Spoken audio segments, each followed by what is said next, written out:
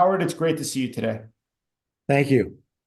So, Howard, you've been very involved in promoting Ukraine and assisting Ukraine since Russia's full-scale invasion began. And you've just returned, actually, from a trip to Ukraine. Tell me, how do you see the situation now in Ukraine? Well, I think that the guys on the front line are having a tough time. I had an opportunity to spend a little time out east, and they're running low on ammunition. Every place I went, they said Russians are shelling about 5 to 6 to 1. Ukraine can't return the kind of fire that they need to. So I think on the front line, it's really tough, and the U.S. and the European Union need to really make sure they get these packages passed and the support to Ukraine.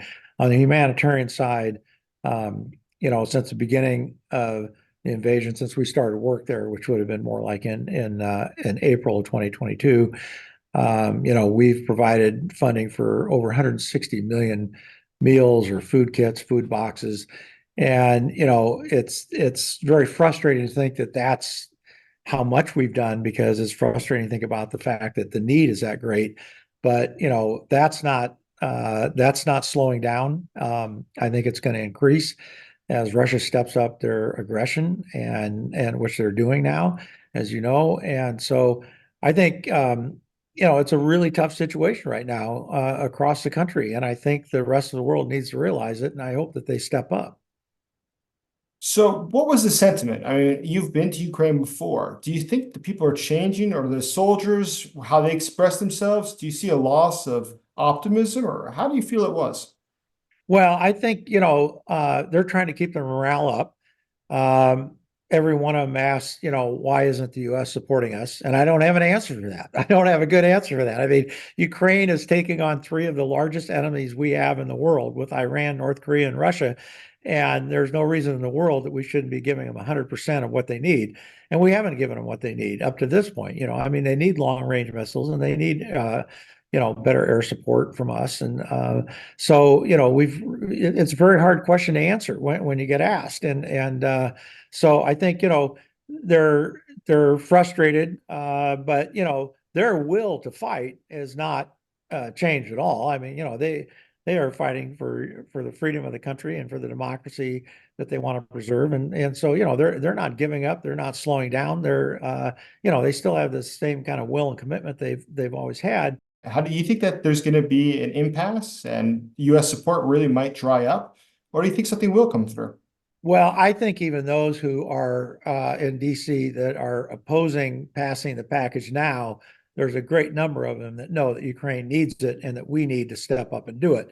So the question is, it's all politics at this point, and it's all leverage. So, what can they get? What can the Republicans get from the Democrats in terms of doing something on our southern border that will allow them to feel that they can go ahead and say, let's get the package done. So no one can predict that. Something has to be done on our southern border. So I think at this point, politically, it's very possible that you will see the Democrats do something about the problem on our southern border, which would then hopefully move the Republicans to where they will let the package go through. So I think it's certainly possible, but nobody can predict it. So when you look back at your own life, you remember the Soviet period, obviously, you remember the collapse of the Soviet Union, and you saw the rise of Putin. What do you see a difference? Would you have expected something like this would have come of Russia? I visited Ukraine when it was part of the Soviet Union back in 1991, which was interesting to have as a baseline to see what it was like during the Soviet Union.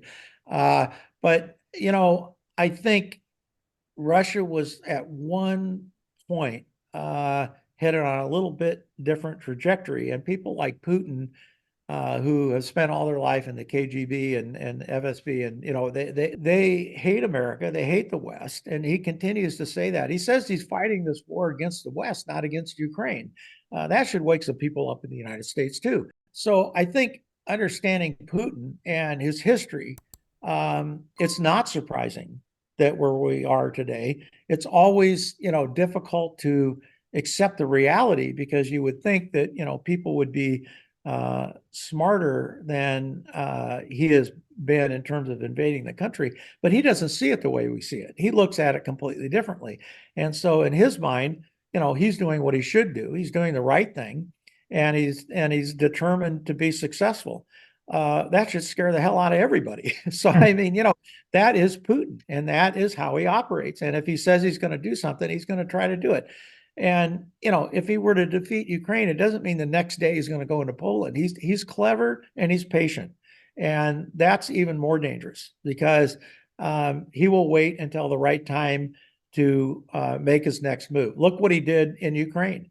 He took Crimea, and there was very little reaction internationally. I mean, people complained about it, but they didn't do anything. I mean, you have to judge people by their actions, not by their words. And we completely failed when he took Crimea. And he continued to fight for 10 years, trying to move west through Donbass and some other small areas there on the eastern side of Ukraine. And we did nothing. Europe did nothing significant, And so, it's not surprising that Putin is doing what he's doing. So, as a successful businessman, as you gauge the situation, how do you negotiate with somebody like a Vladimir Putin? How do you deal with someone like that? Well, you can't negotiate with him. I mean, here, my dad told me something I never forgot. He told me a few things I never forgot. One of them is you can't make a good deal with a bad guy.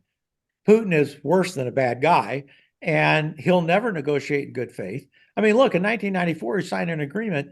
So did the United States and the UK, and that they, and Russia signed the agreement, and Russia said they would not invade Ukraine, that they would not impede on their sovereignty, and that agreement doesn't stand today because of where we are. You can't make a good deal with a bad guy. Putin is a bad guy. You can't negotiate him with good faith. This is why the United States and Europe has to make sure that Ukraine completely defeats Russia and pushes them out of Ukraine. That's the only answer. Your organization is also very active in documenting war crimes and associated atrocities by Russia. Can you talk about that a little bit? The brutality of Russia on Ukrainians is, I don't think, understood by most people.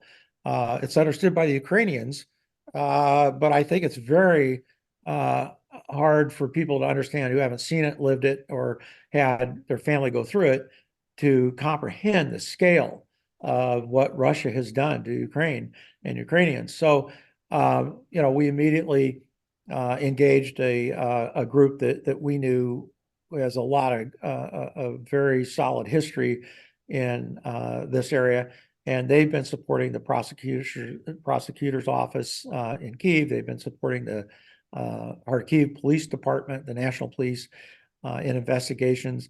They're doing a lot of training. They're helping in terms of trying to get systems set up to maintain the data, to safely store the data.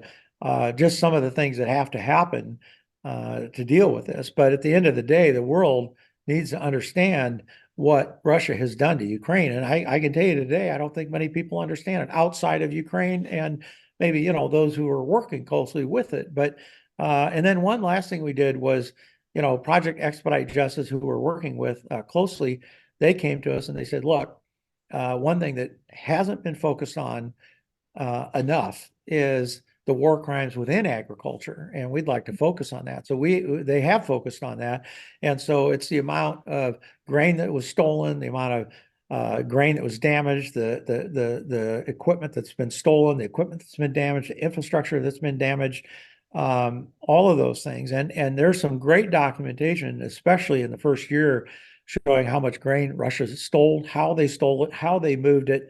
They're very clever about how they move some of it. And they actually have put in front of OFAC here in the United States, the information for OFAC to consider sanctions on some Russians. So I think we've made some progress on that. But at the end of the day, it's going to be very hard to prosecute anybody. But you have to have the information. You have to document it, and you have to have it. So if you were to convey one message to the Ukrainians, what would that message be? The message is simple: don't give up. The Ukrainian people have demonstrated more resiliency and more commitment to protect their country and to survive than anybody I've ever seen in my lifetime. And I've seen a lot of things in my lifetime. And, you know, as a country, Ukraine has been incredible in terms of their resolve. And the message is don't stop, don't give up, and stay together. You have to stay together. You know, you have to be unified, and it's really important to be unified. And, you know, I think Ukraine can win this war, but it's gonna require, I know Ukraine can win this war, but it's going to require the right support from the United States and Europe. And so Ukrainians have to continue to send the message out to the rest of the world that they need to hear. Absolutely. Thank you so much for your time today, Yeah. Howard. Thank you. You.